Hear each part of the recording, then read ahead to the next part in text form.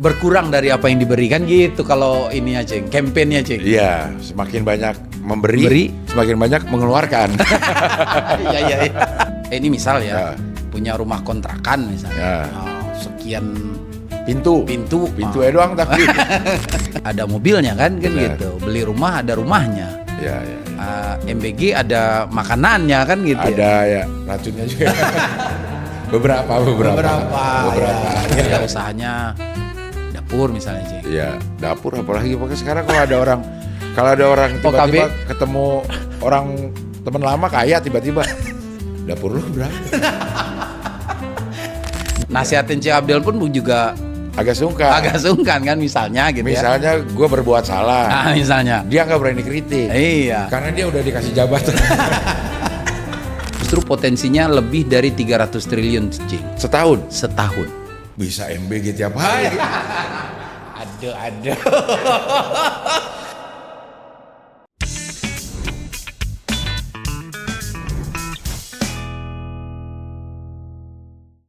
Assalamualaikum warahmatullahi wabarakatuh. Ketemu lagi kita di podcast Rumah Zakat dan kali ini gue bakal nanya-nanya tentang bagaimana cara membangun rumah. Oh bukan dong, bagaimana zakat itu ya. Iya. Dan yang hadir hari ini juga kompeten, narasumbernya ada Didi Sabir. Assalamualaikum Didi. Waalaikumsalam warahmatullahi wabarakatuh. Ini namanya Chief Marketing Officer betul. Rumah Zakat. Betul. Itu ngapain? Sebenarnya statusnya officer Cing sebenarnya Cing. Tapi ada chiefnya di depan. Itu aja barangkali CEO gitu. Ya kayak gitulah Cing. Tapi jadi marketing. CEO yang menyamar gitu Cing ya. Nah, tapi jadi marketing. Iya, tapi jadi marketing. Tapi dia agak menggelitik gue nih sebenarnya gitu loh. Zakat tapi ada marketingnya. Nah, ini gimana ya namanya perpaduan konsep zakat sama marketing itu kayak nggak match gitu. Nah, sebenarnya apa sih yang dikerjain ini? Siap. Jadi ini Cing, pertama jadi Rumah Zakat ini lahir tahun 98 Cing. Pas lagi reformasi. Orang lagi demo, lu bikin rumah zakat. Kita bikin rumah zakat. Nah, jadi karena lahir itu karena permasalahan sosial kan, permasalahan sosial luar biasa lah waktu itu ya Cing ya. Salah satunya itu adalah concernnya itu di pendidikan awalnya. Iya. Kan anak-anak putus sekolah ya waktu itulah ya Cing ya. Saya tuh gue aja di saya jadi kayak jadi nggak enak kayak orang tua wali murid jadi gue. Jadi gue Cing waktu itu kelas 1 SMA. Kelas 1 SMA 3 SMP apa 1 SMA ya gitulah ya. Nah, jadi rumah zakat balik ke rumah zakat tadi.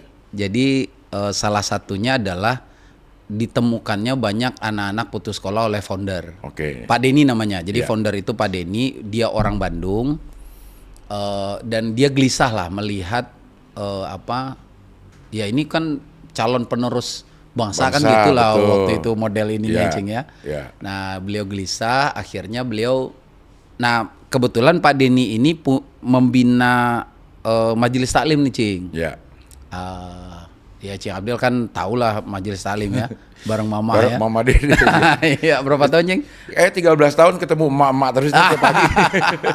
Setiap hari ya Cing? Setiap hari ketemu emak-emak. Iya. Nah, beliau membina majelis taklim. Yeah. Nah, beliau kemudian berinisiatif. Jadi waktu itu di lampu merah, kemudian beliau panggil tuh anak-anak. Kamu nggak sekolah? Enggak Pak, putus sekolah gitulah ceritanya. Nah, dia berinisiatif, dia tanya tuh nama siapa, umur berapa dan segala macam, dia bikin profil si anak itu. Sambil karena dia punya foto punya kamera foto waktu itu, dia foto, dia cetak. Kemudian di majelis taklimnya dia sampaikan. Ini gue punya anak putus sekolah. Nah, teman-teman Bapak Ibu mau nggak jadi Bapak asuh? Kan dulu programnya Pak Soeharto tuh GNOTA benar. Orang tua asuh. Nah, cocok lah itu. Ternyata banyak yang minat. Nah, dari situlah kemudian lahir. Kemudian beliau bikinlah jadi lebih terstruktur. Kan awalnya tuh ya gitu aja ya, siapa yang mau, kemudian dia akan membiayai setiap bulan anak itu biar bisa sekolah lagi. Nah, dibangunlah lebih terstruktur. Nah, lebih terstruktur itulah yang kemudian membuat namanya lahir, kemudian ada chip-chipan ini. Oh gitu. Cing. Jadi pemasaran bukan jualan maksudnya. Bukan jualan. Jadi maksudnya tuh agar lebih profesional. Kan gini, Cing. Akan lebih terlihat sungguh-sungguh kalau kita kelola secara profesional. Gitu aja, Cing. Bukan kemudian kita rubah jadi donasi orang jadi keuntungan buat kita. Iya. Jadi marketing itu artinya memasarkan lah, paling tidak mengkampanyekan bahwa ada rumah zakat yang bisa mengelola dana-dana umat dengan lebih profesional. Betul. Nah, kita benchmark memang tidak ke masjid atau ke ini, Cing. Memang kita benchmarknya ke perusahaan profesional waktu itu. Oh gitu. Zaman-zaman itu dulu itu kan kita pernah ke Indosat. Indosat kan lagi. Tapi itu kan bukan zakat kalau jatuh dari. Betul. Buat si perusahaan ya itu bukan zakat. Bukan zakat, betul. Cuma kita ingin menyalin profesionalitas dalam mereka menjalankan sebuah perusahaan, sebuah organisasi. Oke. Nah, kita duplikasi tapi bentuknya adalah lembaga amil zakat. Gitu, Ci. Iya. Ini yang biasa yang terlintas aja sih di gue ya dia. Misalnya gue bayar zakat ke orang yang berhak. Oke. Keluarin misalnya dari 2,5% pendapatan, keluarin langsung bisa dipakai tuh. Betul. Sama orangnya. Iya. Nah, yang jadi orang kan lebih terasa itu juga kelihatan ya, Cing ya. Nah, yang masih jadi, gue juga sempat merasakan keraguan nih. Ini berapa lama sebenarnya uang gue ada di lembaga ini? Kapan nyampenya ke orang yang berhak? Bener gak gue disalurkan ke dia gitu ke orang yang berhak gitu. Nah, gimana sih cara membangun kepercayaan itu supaya orang juga jadi rela lah, ikhlas untuk menyalurkannya lewat masyarakat. Gak ada sangka was-was gitu ya, Cing ya. Itu gimana caranya? Ya, jadi gini, Cing. Jadi tadi kita mengelola itu layaknya seperti perusahaan dalam tanda petik ya. Profesionalitas ya. Tujuannya apa? Tujuannya tadi itu sebenarnya, Cing. Bahwa dari yang dititipkan oleh orang itu dia merasa yakin bahwa apa yang dia titipkan itu sampai jadi sesuatu dan bermanfaat bagi dia. Apa yang kemudian membedakan dengan Cing Abdel ngasih langsung dengan yang ke lembaga. Nah, itulah yang paradigma yang kita coba gini, Cing. Pertama, jelas Rasulullah itu dulu zakat itu lewat Baitul Mal. Baitul Mal itu lembaga. Bukan dia langsung kalau orang yang berhaknya. Artinya nggak dia yang jadi amil langsung tuh. Dia muzaki, dia juga amilnya kan gitu ya. Nah, lewat Baitul Mal itu pertama dulu. Artinya sudah ada contoh bahwa Rasulullah melakukan itu. Nah, tinggal hari ini itu kan kepercayaan itu menjadi sesuatu. Mana ada yang berita-berita dipakai buat ini, ada yang korupsi. Apalagi Cik Abdul pernah ke ini dulu ya gitu ya. Betul. Ada sebuah organisasi gitu ya, Cing ya dulu ya. Nah, itulah yang kemudian kita ingin tadi, Cing, merubah paradigma bahwa ketika sudah dititipkan lewat lembaga, gini aja, Cing. Kan dulu diumpamakan kalau bersatu itu kalau satu lidi itu kan nggak bisa tuh nyapu. Tapi buat mencut kucing bisa itu. Iya, ada gunanya juga. Ada gunanya sih ya. Cuma kan kalau lebih kalau berame-rame dikumpulkan kemudian ini manfaatnya akan lebih banyak. Betul. Nah, salah satunya kita kemudian dikumpulkan lewat lembaga pasti akan berbeda ketika Cing Abdel sendiri kemudian ngasih ke si A. Potensi dia dapat dari orang lain ada nggak? Enggak. Ada, Cing. Ada ya? Oh, boleh ya? Orang 2 kali nerima itu boleh? Ya itu dia. Kan Cing Abdel nggak tahu kan dia misalnya juga terima dari si B lah misalnya. Si B atau si C. Atau temannya Cing Abdel nih, Temon misalnya. Temon juga ngasih ke dia. Dia aja tuh, Cing, yang merasakan kebermanfaatannya. Cing Abdel nggak tahu. Oh, boleh. Maksudnya dia nggak harus jujur. Gue udah dapet nih dari ini. Iya, kalau dia jujur, Cing. Tapi nggak, secara hukum dia juga boleh nerima itu. Boleh. Nggak ada larangan itu, Cing. Nggak ada larangan. Tapi alangkah bermanfaat kalau lewat kita kan tahu nih, Cing. Bahwa nih si A datanya lengkap sama kita, dia sudah menerima untuk program A.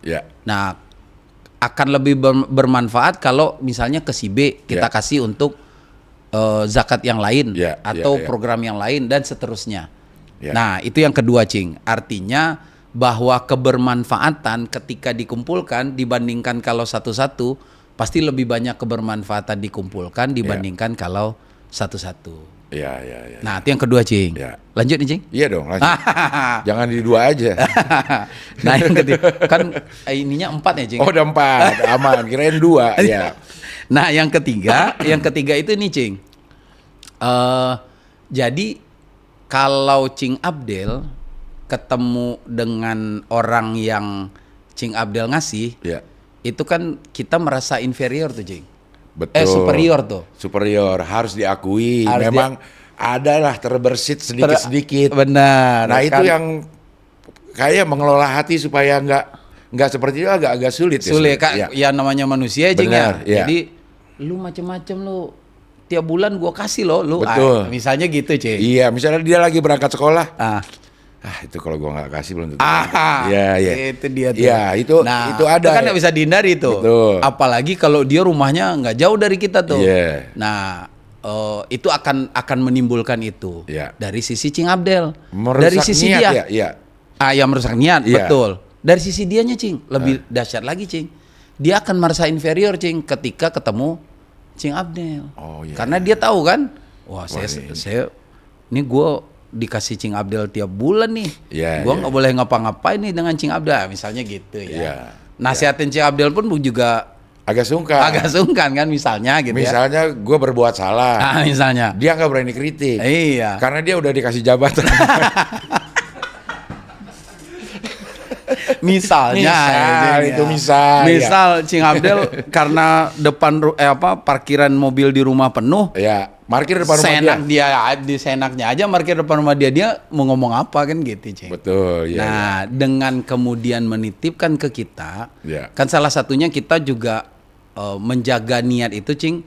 Kita nggak kasih tahu tuh, Cing. Walaupun ada juga yang beberapa perlu kita kasih tahu. Nah, tapi cenderungnya kan bukan donatur yang dekat rumah dia misalnya, dia entah di mana kan donaturnya sehingga dia nggak kenal. Nah, kita menghindari itu, Cing. Dari sisi muzakinya tidak merasa superior, dari sisi yang mustahiknya juga tidak merasa inferior. Itu yang ketiga. Okay. Nah, yang keempat tentu sustainability, Cing. Ini bahasa keberlanjutan lah. Keberlanjutan, Cing. Nah, harapannya kan dengan kita ngasih itu kita kawal, Cing.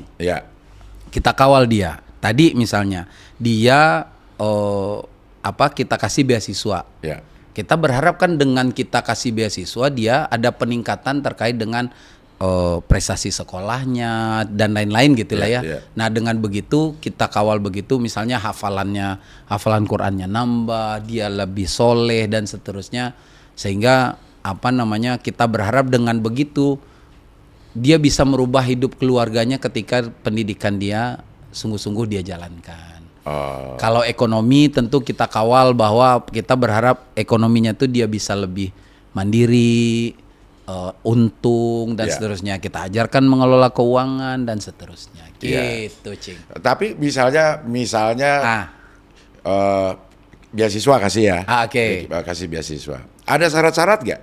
Maksudnya beasiswa akan berhenti kalau nilai lo nggak sampai 7. Oh iya, betul Cing. Nah, ada gitu. Itu kita di awal. Tapi itu menyalahkan nggak sih? Kan ini kita diskusi aja. Iya, benar. Yang sepemahaman gue, kalau udah ngasih uang, selesai.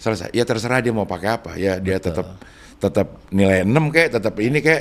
Ya nggak apa-apa. Yang penting dia terbantu gitu ya. Nah, itu gimana tuh? Jadi memang kalau di kita, memang di awal kita kayak ada kontrak lah, Cing. Kontrak tuh tujuannya bukan kemudian bahwa membuat dia menjadi lebih tertekan segala macam, enggak. Tapi tujuannya yang si anak, misalnya kan yang dikasih beasiswa si anak nih. Nah, yang si bapaknya kita juga ikutkan, orang tuanya juga melihat kontrak itu, Cing. Karena perubahan ini tidak bisa dilakukan karena cukup kita kasih beasiswa anaknya, urusan selesai. Tapi pola berpikir bapaknya, pola berpikir emaknya. Nah, itu juga perlu kita. Nah, kita setiap pemberian beasiswa itu nggak ngasih gitu aja, Cing. Kita melakukan pembinaan minimal sebulan itu 2 kali, Cing. Untuk anaknya dan bapak ibunya. Sekeluarganya. Sekeluarga. Nah, kita kumpulkan, memang kita ada cari tempat tidak jauh dari rumahnya.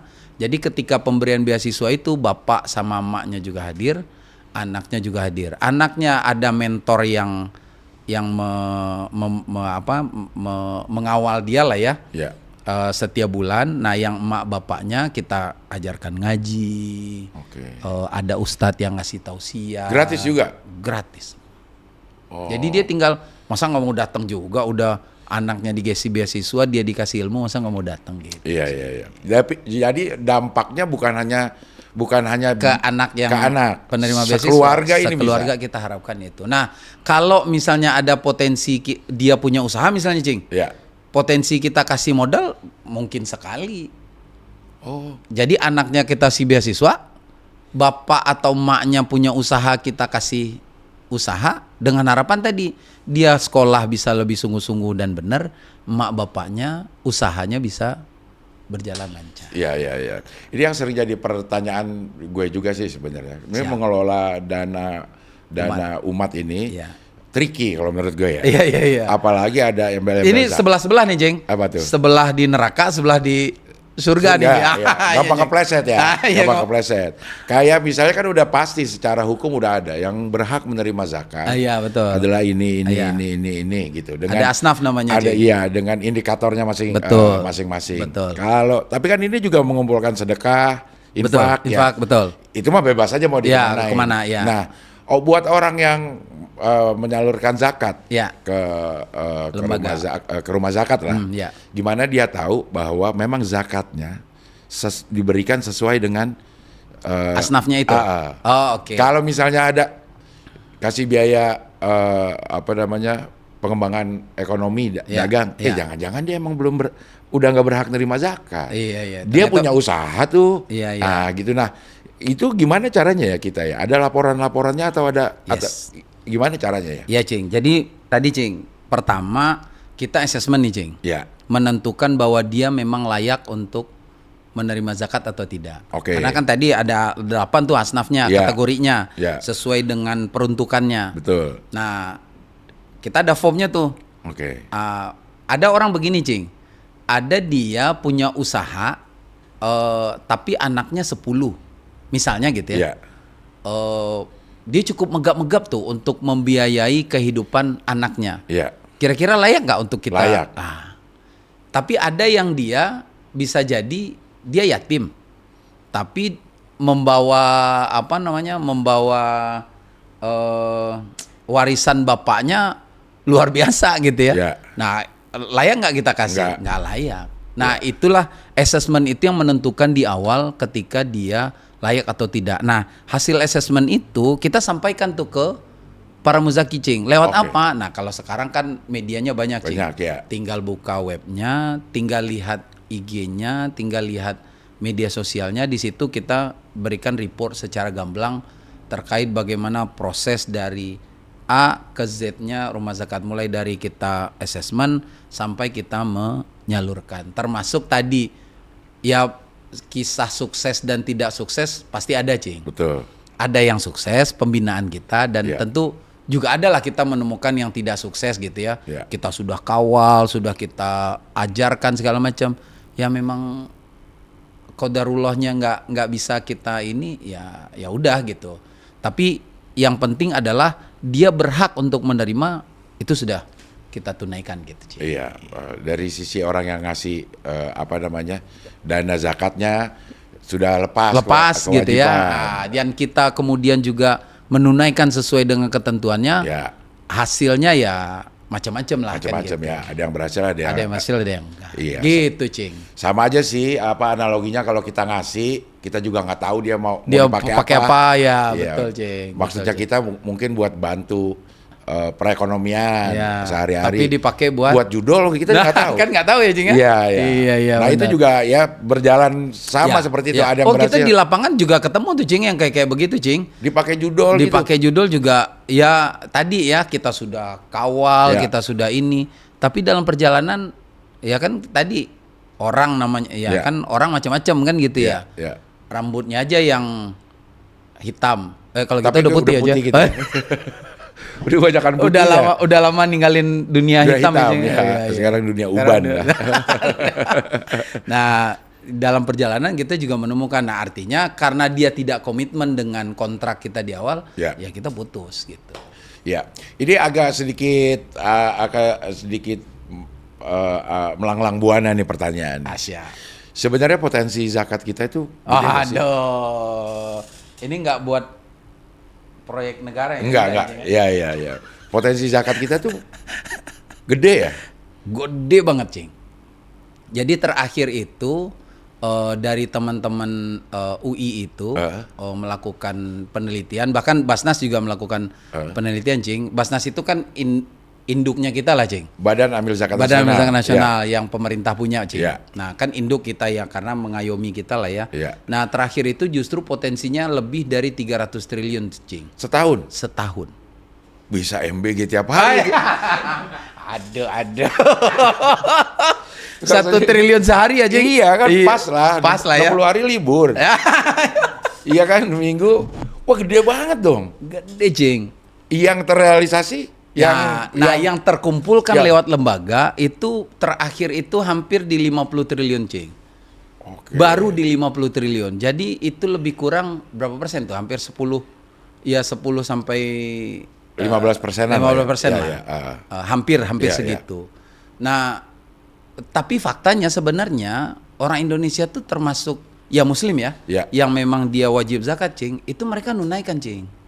Tapi banyak yang sendiri-sendiri gitu. Nah, tadi yang Cing Abdel di awal menyampaikan, bahwa ini PR di kita sebenarnya. Kita terus mensosialisasikan bahwa ya sama aja, Cing. Teman-teman di perbankan syariah kan sekarang size-nya baru berapa dibandingkan yang konvensional gitu. Nah, di kita juga begitu, Cing. Ini PR kita untuk kemudian bagaimana orang mau menitipkan kepada lembaga. Nah, salah satunya yang kita munculkan selalu soal kepercayaan itu harus kita terus rawat begitu. Iya. Karena itu jualannya itu kepercayaan ya. Benar. Kan nggak ada bentuknya, Cing. Apa bentuknya dari menunaikan zakat itu kan pahala kan nggak kelihatan gitu. Iya. Kalau Cing Abdel beli mobil, ada mobilnya kan gitu. Beli rumah ada rumahnya. Iya. MBG ada makanannya kan gitu. Ada ya racunnya juga. beberapa. Ya. Ada. Nah, kalau menunaikan zakat ini kan pahalanya nggak kelihatan kan gitu. Ya itu pun juga mudah-mudahan masuk surga kan nanti gitu. Iya. Kalau misalnya kita nih, misalnya gue pengen zakat, terus kayaknya belum ngerti juga dari harta yang dikumpulin setahun itu, berapa banyak sebenarnya yang harus dizakatkan. Iya. Rumah zakat kasih bantuan untuk ngitung itunya juga nggak? Oh iya, sekarang ada, Cing. Sekarang kan teknologi sangat membantu, Cing. Iya. Jadi tinggal buka aja webnya Rumah Zakat, di situ ada kalkulator zakat namanya. Oke. Nah, tinggal klik aja tuh. Nah, di situ itu akan langsung di guidance tuh bahwa berapa penghasilan Cing Abdel. Misalnya kayak 1 kali diundang ke Noise itu berapa misalnya gitu. Misal. Nah, kalau Gofar kan dia di spill-spillnya tuh ya, Cing ya? Iya. Kalau gue enggak lah. Ntar ketahuan murahnya. Nah, misalnya berapa. Nah, nanti kan kita tuh yang tahu berapa penghasilan kita dalam setahun. Nanti masukin aja, Cing. Tinggal klik, nanti keluar tuh berarti zakat yang harus Anda tunaikan adalah sejumlah sekian. Ada kalkulator zakat. Ada kalkulator zakat. Nah, memang hari ini tuh biar tidak terasa berat, Cing. Jadi lebih baik itu dikeluarkan ketika menerima, Cing.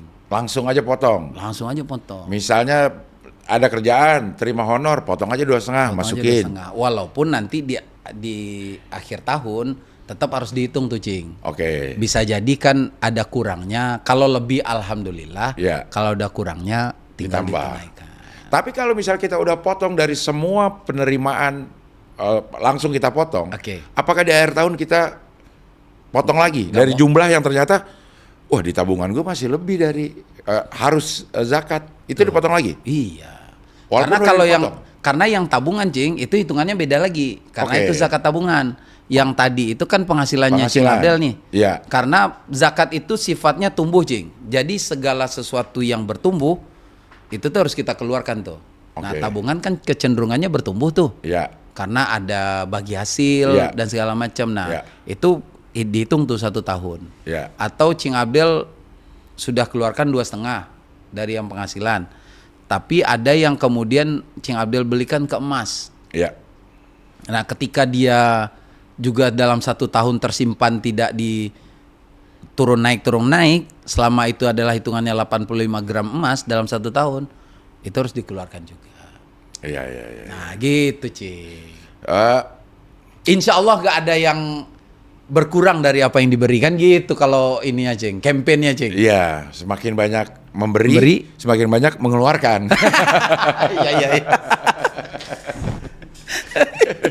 Iya. Tapi dia ada suka pikiran nakal ya, pikiran-pikiran nakal aja. Iya. Kan 85 gram emas, betul acuannya. Acuannya itu harus dikeluarkan 2,5%. 2,5%, betul. 2,5% itu artinya 8 dibagi 4, 2 gram lah.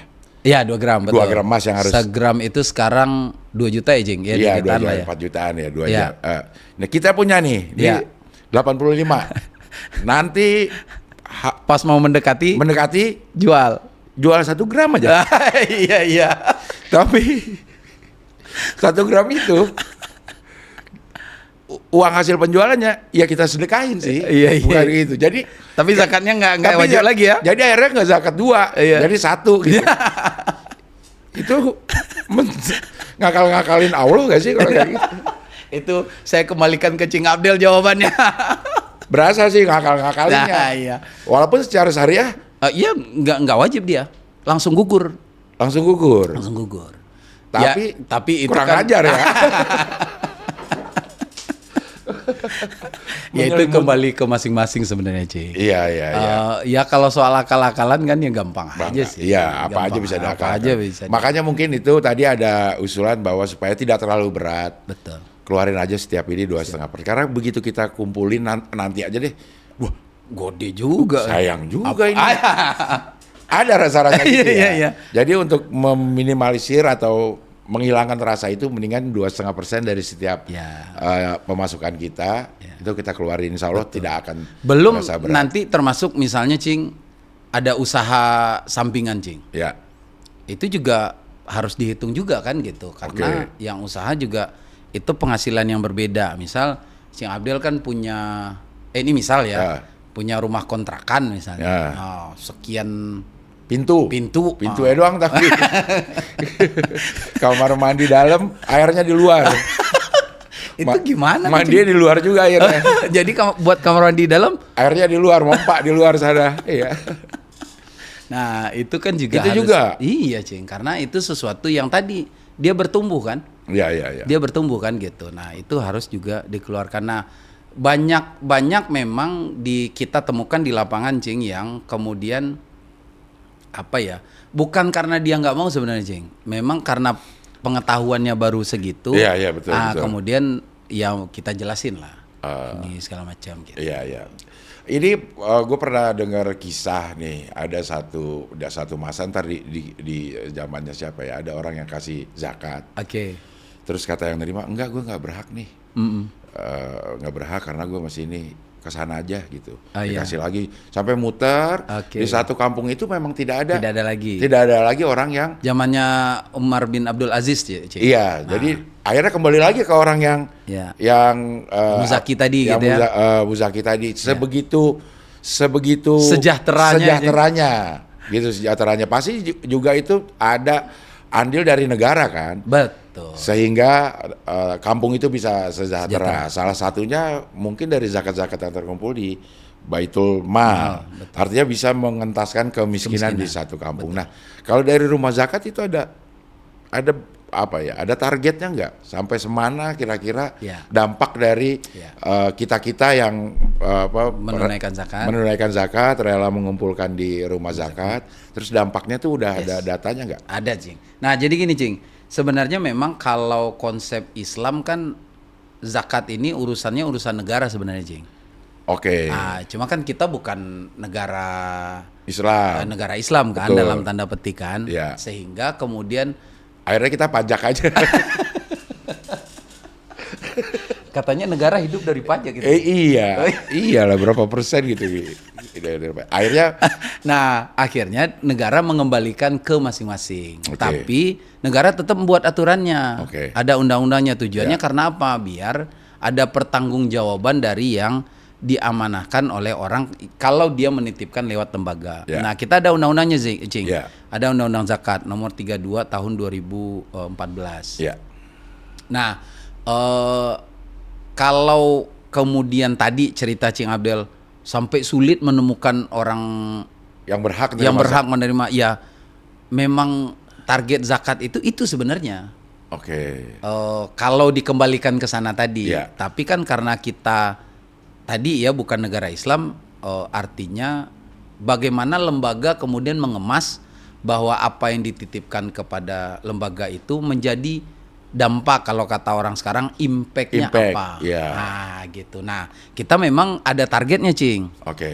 Ada target tahun ini untuk pemberdayaan ekonomi itu kita mau mengeluarkan minimal 2.500 penerima manfaat pemberdayaan ekonomi itu keluar dari garis kemiskinan. Jadi mandiri, Cing. Karena kalau jadi muzaki itu kan, ya apalagi sekarang, Cing, dengan harga emas acuannya kan luar biasa tuh untuk jadi muzaki. Tapi minimal dia mandiri dulu. Mandiri itu apa? Dia tidak punya hutang minjam kemana lagi, anaknya bisa bersekolah, makan sehari-hari bisa terpenuhi. Itu aja dulu. Nah, itu target kita untuk 1 tahun 2026 ini. Itu 2.500 untuk pemberdayaan ekonomi. Nah, dari mereka itu apa ukurannya, Cing? Ukurannya adalah ketika dia sudah bisa berinfak. Nah, kan artinya ketika dia sudah bisa berbagi dengan orang lain, berarti dia sudah terpenuhilah apa yang menjadi kebutuhan dasarnya. Nah, itu memang se-Indonesia, Cing. Se-Indonesia target kita, walaupun secara penerima manfaat kita sebenarnya target itu lebih kurang 3.500.000 penerima manfaat. Tapi itu kan banyak program, ada yang bencana, ada yang pendidikan tadi, ada yang lingkungan, ada yang kesehatan. Yang lebih mudah diukur itu adalah bantuan ekonomi. Nah, karena kalau ekonomi kan menggerakkan usahanya dia kan gitu. Ketahuan lah ya, ada fisiknya. Ada fisiknya, bisa dilihat, bisa kita ukur juga dari pencatatan keuangannya, dan itu akan ketahuan bahwa dia memang sudah dalam tanda petik mandiri. Nah, ketika dia sudah mandiri, kita akan perlahan keluar tuh, Cing. Maksudnya kita tinggalkan dia, kita cari lagi penerima manfaat yang baru. Ini udah jalan 6 bulan 2026. Betul. Udah berapa banyak yang? Nah, memang ini cukup menantang, Cing. Kemarin itu terakhir baru di 40%. Sorry. Ini 40% karena dananya ada 40% atau justru kesulitan cari penerimanya? Jadi gini, Cing, kan ngukurnya itu tetap 1 tahun, Cing. Nah, kalau setengah ini kan kita masih ada yang masih berjalan mereka nih. Nah, yang 6 bulan ini bisa jadi kita intervensinya sebenarnya ada yang lanjutan intervensi tahun lalu. Itu kemudian tercapai 40%. Tapi ada yang kita baru mulai intervensi itu awal tahun ini, sehingga kita masih mengukur masih mengukur dia itu bisa mandiri atau tidak gitu. Karena dia kan target 1 tahun sebenarnya, Cing. Nah, target 2.500 ini itu termasuk target untuk mendapatkan biaya untuk membiayai 2.500 atau targetnya membiayai 2.500, dana udah ada nih gitu. Ada yang memang dananya sudah ada, ada yang memang kan dia ada yang juga mulainya tuh baru bulan Mei, karena dananya baru dapat itu bulan April. Ada yang kita baru biayai bulan Juni, Karena baru dapatnya itu bulan Mei ya, gitu-gitu, Cing. Oke, jadi dua-dua ya. Dua-duanya penerimanya kita cari. Betul. Termasuk sumber pendanaannya juga. Dengan target 2.500 itu gitu. Betul. Ya. Ada yang memang lanjutan dari yang kita dapat dari 2025, Cing. Iya. Nah, karena kan 2025 itu tidak semuanya juga habis, Cing. Oh gitu. Karena kan ada yang dia baru dapat itu di Desember. Kan nggak langsung kita habiskan Desember itu tuh. Betul. Ada yang dia penyalurannya itu baru di Januari atau Februari ya kayak gitu, Cing. Tapi itu setelah mendapatkan persetujuan dari Dewan Pengawas Syariah. Kan kita ada Dewan Pengawas Syariah, Cing, yang untuk mengawal terkait ini gitu. Sebenarnya agak ribet juga ya ininya.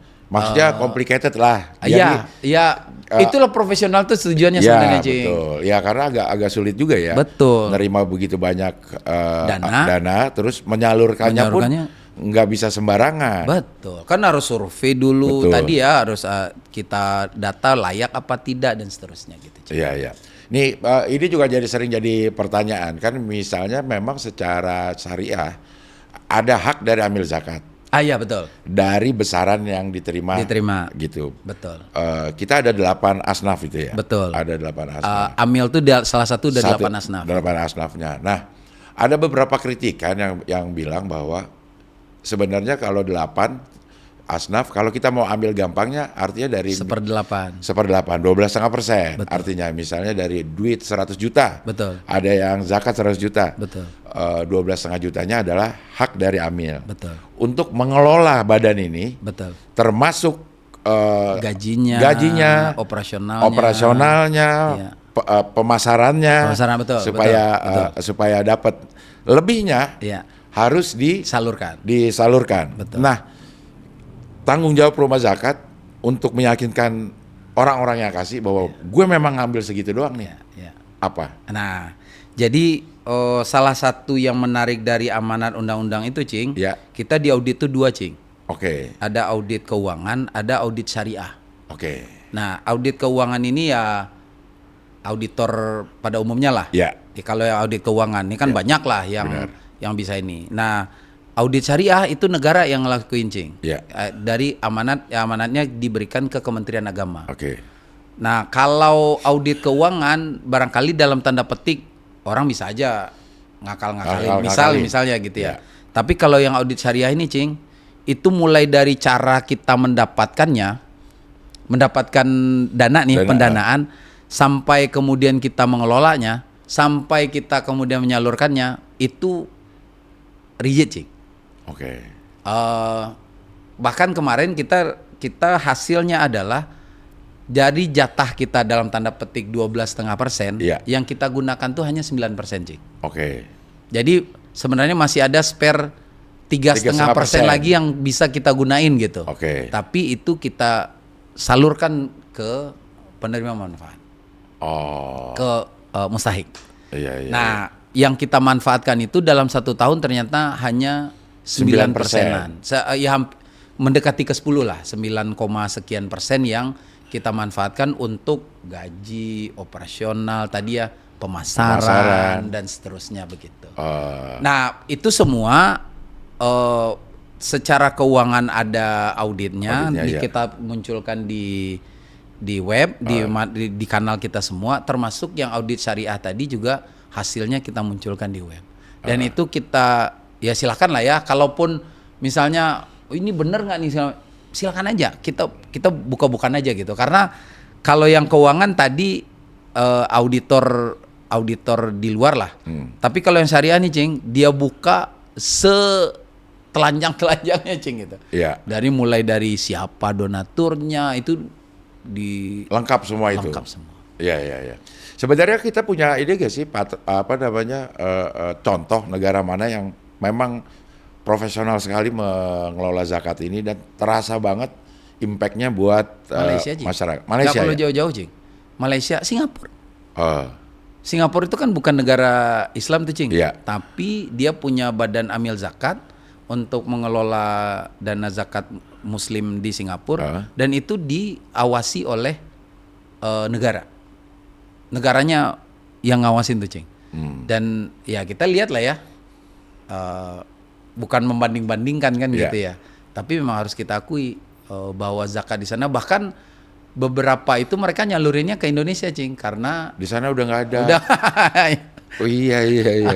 Itu yang Singapura kita ada nerima zakat dari warga Singapura yang kemudian ke penyaluran kita di sini. Di Batam kita punya sekolah gratis, Cing. Itu setengahnya itu hasil donasi zakatnya warga Singapura. Dari Singapura. Muslim Singapura. Luar biasa benar ya. Gitulah, Cing. Hampir sama negara Umar bin Abdul Aziz tadi. Betul. Karena saking tidak adanya lagi mustahik di sana. Iya. Tapi ABG ada di sana, Cing. Ya ada lah. Ada. Tapi bermanfaat. Iya. Di sini juga sih. Bermanfaat, Cing. Buat dapurnya. Iya. Sebenarnya ada nggak kisah success story ini dari penerima dana dari rumah zakat yang kayaknya bisa jadi contoh bahwa kalau dikelola dengan benar, disalurkan dengan benar, hasilnya juga ada yang benar. Ada, Cing. Jadi kita mengemas program tadi yang bidang pendidikan, kesehatan, lingkungan, ekonomi, itu kita kemas dalam bentuk desa berdaya namanya, Cing. Oke. Empat program ini. Nah, salah satu yang sukses itu kita ada di Desa Cisande namanya, Cing, di Sukabumi. Okay. Cing Abdul, kalau kan Cing Abdul suka jalan-jalan tuh. Iya. Kulimat kalau dulu kan ya. Iya, sama Mamat. Sama Mamat kan udah. Mamatnya kabur-kaburan mulu deh. Sibuk banget ya. Sibuk dia. Waduh. Apalagi lagi Piala Dunia. Piala Dunia di Amerika dia. Amerika dia. Oh iya. Bisa balik ya. Enggak jual senjata ya, Cing? Iya, enggak ya. Iya. Nah, di situ, Cing, kita pemberdayaan wisata. Oke. Wisata lokal yang kemudian dikemas. Nah, dari desa berdaya ini kita naruh satu orang pemberdaya, Cing, namanya relawan inspirasi namanya. Oke. Orang setempat yang kita cari lah ya, kita seleksi orang setempat mau nggak memberdayakan warga di sini. Itu dulu lah kita kontrak dengan dia. Nah, salah satu idenya tuh brainstorming bareng-bareng, Cing. Jadi memang ini dia memang suka berinteraksi dengan masyarakat lah ya, relawan inspirasi ini. Nah, brainstorming apa yang kira-kira bisa kita kembangkan dari desa kita. Nah, muncullah ide untuk membuat wisata. Wisatanya tuh memanfaatkan yang ada, Cing. Jadi dia bikin misalnya, Cing, jadi ada aliran irigasi untuk ke sawah, itu nggak diapa-apain. Kepikiran sama dia gimana kalau kita bikin kayak ini, Cing, ada ban, itu disusun bareng-bareng, nanti jadi wisata air aja tuh, seluncuran meluncur gitu. Oh, bisa dinaikin anak-anak? Dewasa juga, Cing. Oke, dewasa juga. Gede irigasinya? Irigasinya lumayan gede lah, lumayan gede. Dan itu jadi orang dari Jakarta datang, orang dari Bogor datang, orang dari Depok datang untuk di situ. Nah, memang ini pemasarannya juga sudah cukup bagus. Nanti IG-nya juga ada, Cing, Desa Cisande, Desa Wisata Cisande namanya. Nah, salah satu tolak ukur keberhasilannya apa? Dia waktu zamannya Pak Sandi Uno jadi Menteri Pariwisata, Cing, menjadi 10 pilihan destinasi wisata pemberdayaan masyarakat desa. Oke. Salah satu seluruh Indonesia. Berapa banyak desa wisata di Indonesia?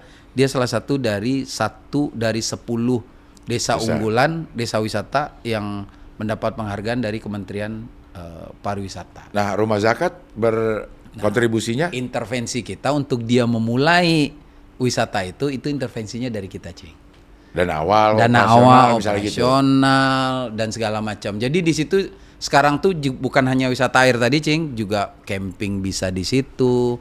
Jadi dia kembangkan gini, Cing. Kan ada bikin mochi tuh, Cing. Iya. Di Sukabumi itu kan ada bikin mochi tuh. Yeah. Nah, jadi sekolah-sekolah dia liburan ke sana, salah satunya tuh gimana cara bikin mochi, rengginang. Itu sederhana-sederhana tapi masyarakat datang ke situ dan itu jadi wisata bagi masyarakat. Iya. Gitu, Cing. Kalau Rumah Zakat itu boleh gak sih mengelola dana ini terus diinvest? Artinya uangnya nggak hilang dan kemungkinan juga bakal dapat untung. Jadi kalau ketentuannya, Cing, zakat itu memang itu haknya mustahik. Si mustahik. Ya. Jadi itu tidak boleh diinvestasikan. Betul. Kalau sedekah? Kalau itu dana zakat. Ya. Tapi kalau dana sedekah ada dua versi, Cing. Oke. Ada yang membolehkan, ada yang tidak membolehkan. Yang membolehkan ini ada syarat. Apa itu? Diketahui oleh yang memberi sedekah. Oke.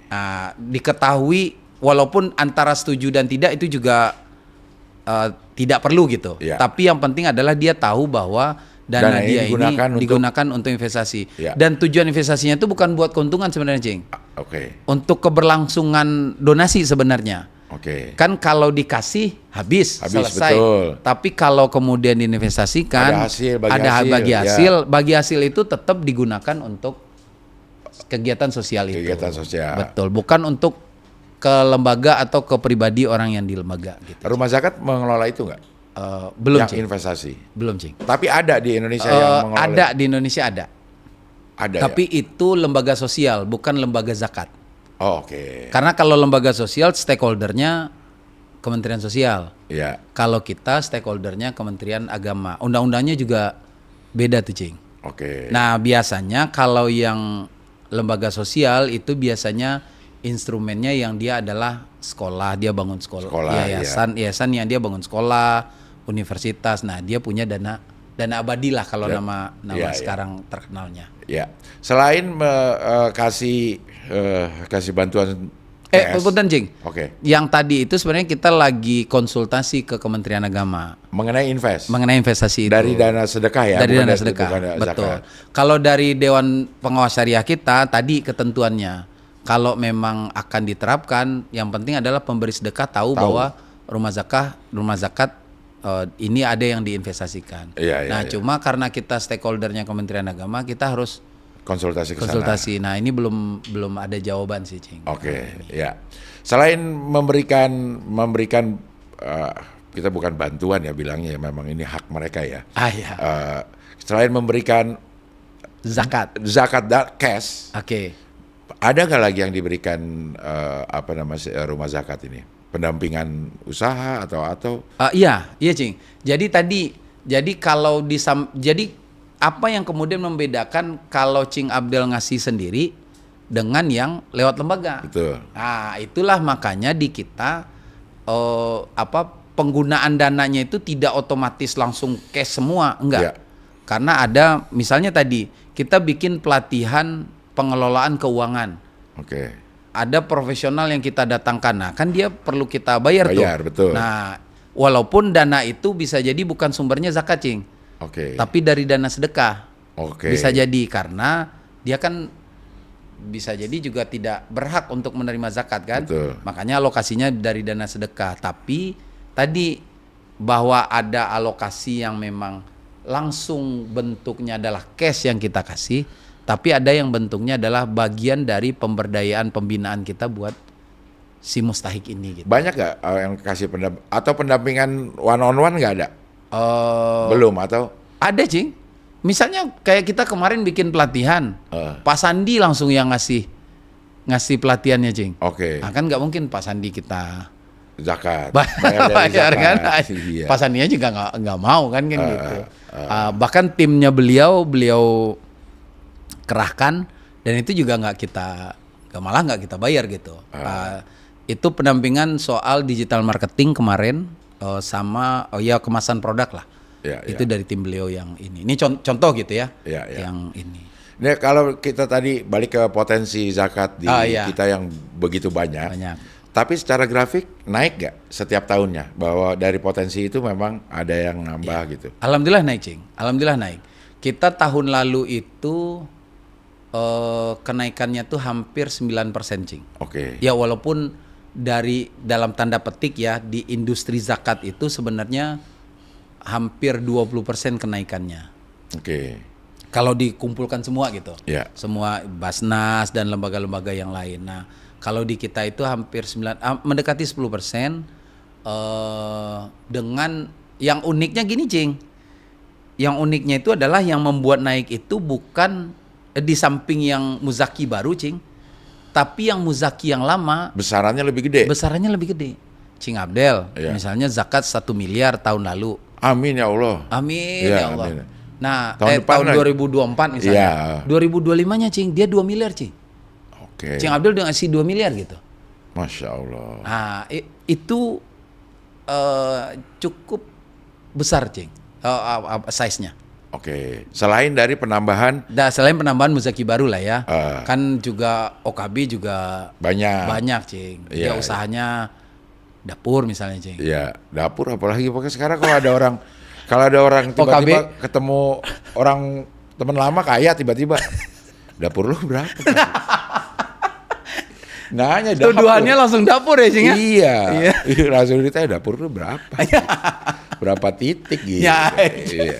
Bukan kontrakan sekarang. Bukan kontrakan, udah dapur. Artinya memang secara kuantitas orang yang berzakat itu pun tambah. Iya Cing. Itu pun tambah. Itu bertambah. Itu ada datanya nggak menurut rumah zakat paling tidak? Apakah itu memang kesadaran orangnya yang sekarang meningkat, tambah tahu, gue udah ini, atau itu atau permasalahan apa nih? Kayaknya sih gue ngerasa ada orang-orang yang sebenarnya pengen zakat, tapi nggak tahu bahwa dia bisa lewat mana gitu. Ya, betul Cing.